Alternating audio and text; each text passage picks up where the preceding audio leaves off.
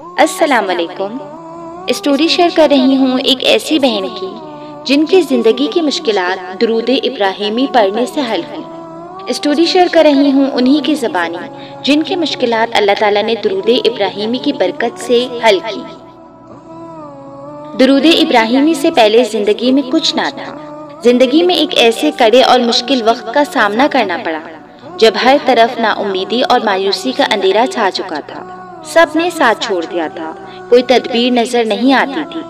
پھر ایک دن ایسے ہی بیٹھے بیٹھے خیال آیا کہ کیوں نہ میں بھی درود ابراہیمی ایک خاص وقت میں ایک مخصوص تعداد میں پڑھنا شروع کروں۔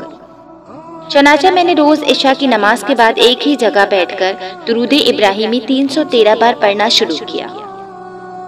زیادہ کوشش تھی کہ باوضو پڑھوں تاکہ میں زندگی کی مصروفیات میں ایک خاص وقت درود ابراہیمی کو ضرور دے سکوں، کیونکہ میں نے ارادہ کیا تھا جب اس بات کا تو میرے دل کو بہت سکون سا محسوس ہوا۔ اندھیرے میں ایک روشنی نظر آئی۔ میں نے کسی سے کچھ ڈسکس نہیں کیا کیونکہ لوگ اپنے اپنے پرسپیکٹیو کے مطابق کچھ بھی کہہ دیتے ہیں۔ درود ابراہیمی شروع کرتے ہوئے بس میرے دل کو یہ تسلی تھی کہ یہ میرے اللہ تعالیٰ کے حکم کی تعمیل ہے اور میرے نبی کریم صلی اللہ علیہ وسلم نے بھی درود کا حکم فرمایا ہے۔ میری زندگی کی وہ پہلی رات تھی جب مجھے بہت زیادہ سکون ملا، نیند بھی آ گئی، اور جیسے جیسے میں نے اس روٹین کے مطابق درود ابراہیمی پڑھنا شروع کیا، مجھے درود ابراہیمی کی عادت ہونا شروع ہو گئی۔ پھر وہ نوبت آ گئی کہ پڑھے بغیر سکون نہیں ملتا تھا، اور پھر جو ابھی سوچا ہی ہوتا تھا وہی ہو جاتا تھا۔ الحمدللہ درود ابراہیمی کی کثرت سے مجھے تہجد کی توفیق بھی عطا ہوئی، اور مجھے وہ سب ملا جس کا ذکر کبھی خود سے بھی نہیں کیا تھا۔ درود ابراہیمی کا ورد اور تہجد کی عادت نہ صرف دنیاوی بلکہ اخروی زندگی میں بھی نجات کا راستہ ہے۔ الحمدللہ 10 بار درود پاک پڑھنے سے آغاز کیا تھا، آج لاکھ کے قریب پڑھنے کی عادت ہو چکی ہے۔ ایک دفعہ لاکھ درود پاک مکمل ہو جائے تو دوسرا شروع کر دینا میری عادت ہے۔ بتانے کا مقصد صرف اتنا ہے کہ جتنا پڑھیں گے سب مشکلیں آسان ہوتی جائیں گی۔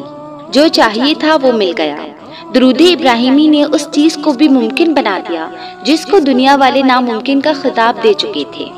ایک نور اور کرامات کا راستہ ہے درود ابراہیمی اور تہجد۔ جتنا زیادہ پڑھیں گے اتنے ہی کمالات پائیں گے۔ دعا ہے اللہ تعالیٰ سب کی دلی حاجات کو قبول فرمائے، آمین ثم آمین۔ درود ابراہیمی کے ورد نے مجھے وظائف کی دنیا سے بھی ملایا، جس سے میں نے اپنی زندگی میں بہت سے معجزات ہوتے دیکھے۔ سبحان اللہ۔ نکل رہی ہیں جو یاد رسول صلی اللہ علیہ وسلم میں آنسو، یہی درود ہے میرا، یہی صلات میری۔ درود پاک کی فضیلت۔ درود ایسی چیز ہے جس سے اللہ تعالیٰ سے موافقت ہوتی ہے کہ وہ خود بھی نبی کریم صلی اللہ علیہ وسلم پر درود بھیجتے ہیں، تو مومن کو بھیجنے کا حکم کیا ہے؟ فرشتوں سے بھی موافقت ہوتی ہے کہ وہ بھی حضور نبی اکرم صلی اللہ علیہ وسلم پر درود بھیجتے ہیں۔ درود شریف کا پڑھنا فرشتوں کی رحمت اور دعا کا مستحق بننے کا سبب ہے۔ درود پڑھنے سے 10 رحمتیں نازل ہوتی ہیں۔ درود کا پڑھنا نبی اکرم صلی اللہ علیہ وسلم کی رحمت اور دعا کا سبب ہے۔ ایک مرتبہ درود شریف پڑھنا 10 رحمتوں، 10 گناہوں سے بخشش اور 10 درجات بلند ہونے کا سبب ہے۔ 100 مرتبہ درود شریف پڑھنا جہنمی نفاق سے نجات کا ذریعہ ہوتا ہے۔ 100 مرتبہ درود شریف پڑھنے سے 100 حاجتوں کے پورے ہونے کا سبب ہوتا ہے۔ 100 مرتبہ درود شریف پڑھنا شہیدوں کے ساتھ رہنے کا سبب ہے۔ 100 مرتبہ درود شریف پڑھنے سے فرشتوں کے 1000 درود شریف پڑھنے کا سبب ہے۔ ایک مرتبہ درود شریف پڑھنے سے ایک خیرات کے برابر ثواب ملتا ہے۔ درود شریف پڑھنے والے کے لیے مخلوق استغفار کرتی ہے۔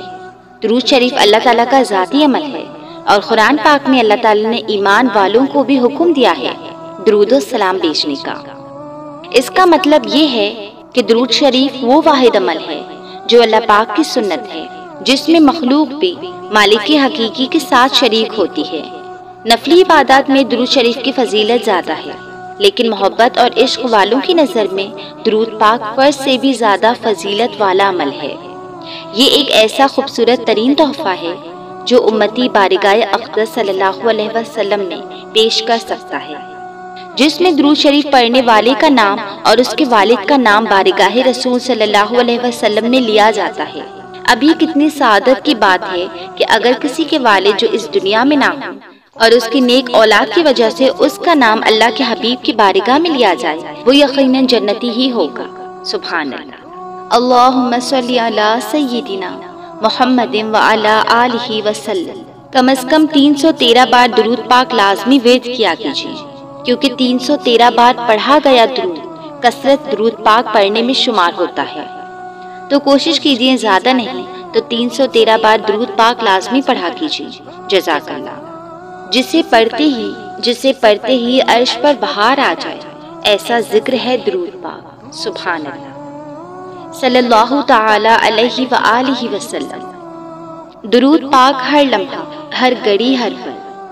اللہ پاک ہمیں اپنے فضل، حضور صلی اللہ علیہ وسلم کی نظر اور پنجتن پاک کے صدقے سے زیادہ درود پاک پڑھنے کی توفیق عطا فرمائے۔ آمین۔ اللہم صلی علی سیدنا و مولانا محمد وعلی آلہ وسلم۔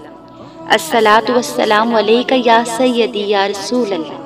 الصلاۃ والسلام علیک یا سیدی یا حبیب اللہ۔ سبحان اللہ۔ جب تنکے پہ بارش کی بوند گرتی ہے تو تنکے پہ بیٹھی چونٹی سمجھتی ہے کائنات فنا ہونے والی ہے۔ یہاں ہر کسی کی اپنی ہی قیامت ہے، ہر کسی کی نعمتیں الگ ہیں تو ہر کسی کے آزمائشیں بھی الگ ہیں، ہر کسی کی کہانی دوسرے سے الگ ہے اور سیاق و سباق الگ ہے۔ ہر چیز ہر انسان کے لیے نہیں ہوتی۔ ہر حال میں اللہ کی رضا میں راضی رہنا سیکھیے۔